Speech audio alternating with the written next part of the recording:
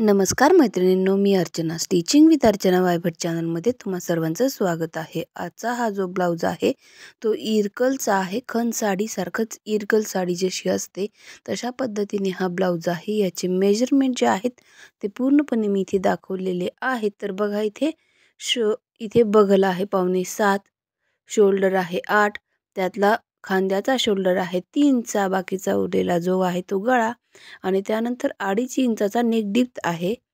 अशा पद्धतीचे याची मापी आहे। तर बघा याचा हा जो गोल आकार आहे तो इथे आपण देऊन घेतलेला आहे अगोदर। त्यानंतर नेक्स्ट नेक आपल्याला घ्यायचा आहे तर 10 इंचाचं पूर्ण नेक डिप्थ आहे। तर 10 इंच आणि पहिले 2.5 इंच आपण घेतलेलं होतं ते सेंटर घ्यायचं आणि त्यानंतर इथे बघा अशा पद्धतीने मी इथे हा राउंड किंवा हा शेप देऊन घेणार आहे।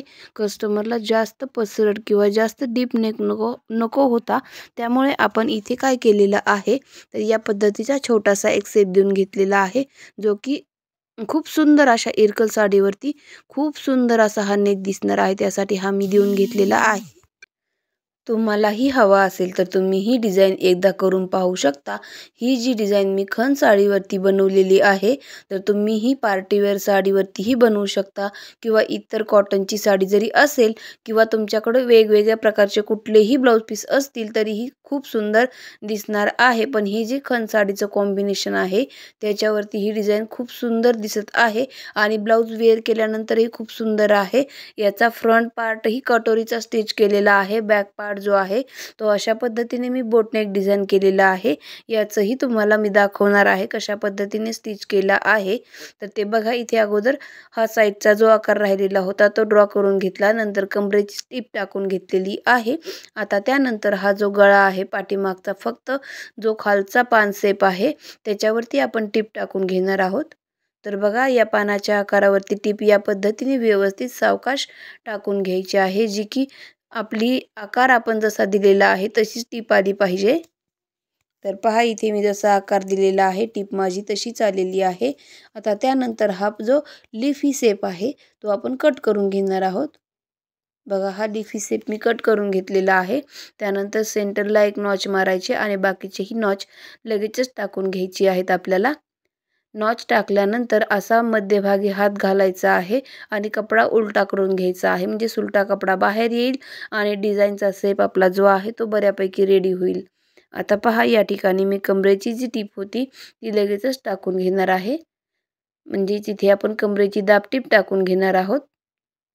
तुम्हाला हवं जर असेल तर तुम्ही फक्त वरचा लिफी शेप देऊन घेऊ शकता आणि कमरेला एखाद्या वेळेस पाठीची पट्टी हवी असेल तर तुम्ही पाठीची पट्टीही लावू शकता। तर बघा हा जो लिफी शेप आहे यालाही आपण टिप टाकून घेऊयात।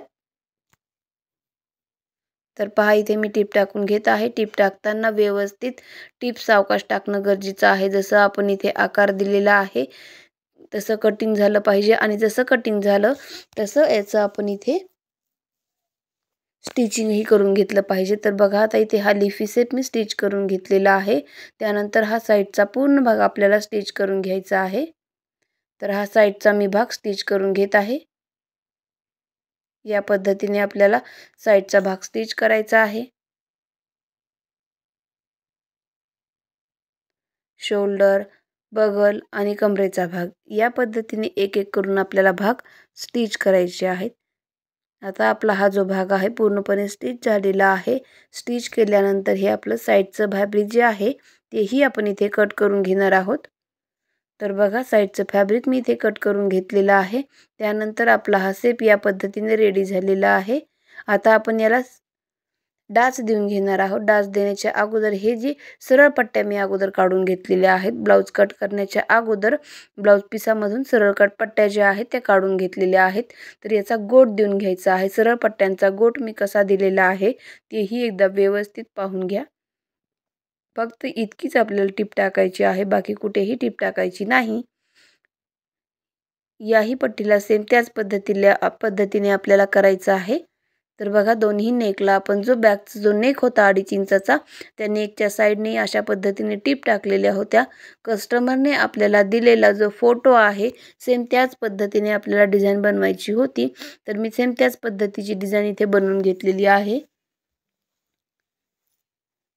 आता इथे आपल्याला इथे गोट पट्टी बनवायची आहे, तर इथे सिंगल पट्टी आहे. सिंगल पट्टीमध्ये या पद्धतीने आपल्याला नाडीपट्टी टाईप एक गोटपट्टी बनवायची आहे. तर बघा इथे मी नाडीपट्टी जशी आपण ॲडजस्ट करतो त्या पद्धतीने इथे मला गोट द्यायचा आहे. इथे सरळ पट्टी आहे, तर गोट थोडासा द्यायला, फिनिशिंग यायला थोडंसं तुम्हाला जर नवीन असाल तर प्रॉब्लेम येईल, नवीन नसाल तर एकदम खूप छान पद्धतीने इथे आपल्याला जमणार आहे. आता इथे मी गोट दिलेला आहे.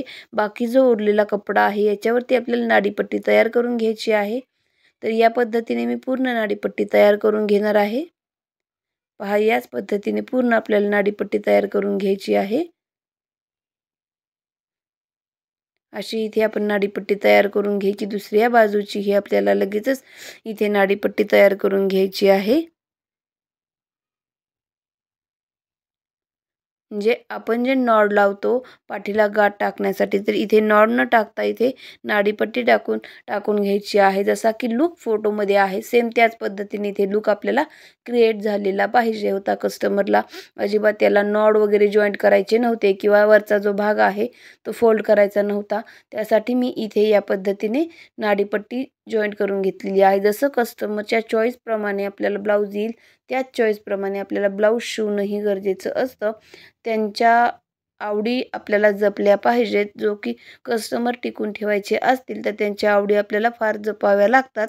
त्यांना जे हवं आहे तेच आपण त्यांना करून द्यायचं असतं.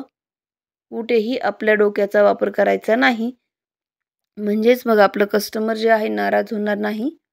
तर बघा ही पूर्ण नाडीपट्टी मी इथे बनवून घेणार आहे, म्हणजे आपल्या ब्लाऊजचा जो लुक आहे पूर्ण क्रिएट होतो इथे. आता बघा इथे मी ही पट्टी तयार करून घेतलेली आहे.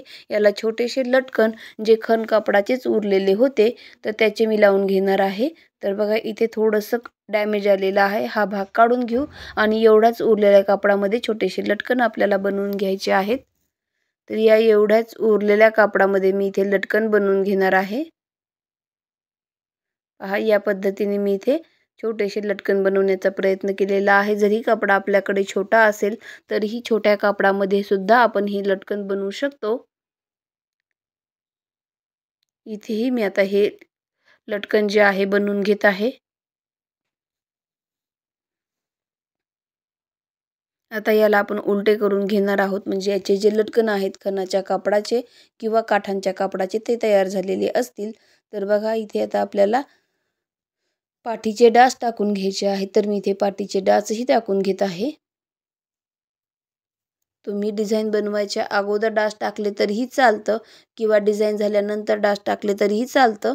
तर बघा या पद्धतीने डास टाकून माझं हे जे ब्लाऊज आहे ते पूर्णपणे रेडी झालेलं आहे. एक्स्ट्राचे दोरे वगैरे असतील तर ते कट करून घ्यायचे आहेत.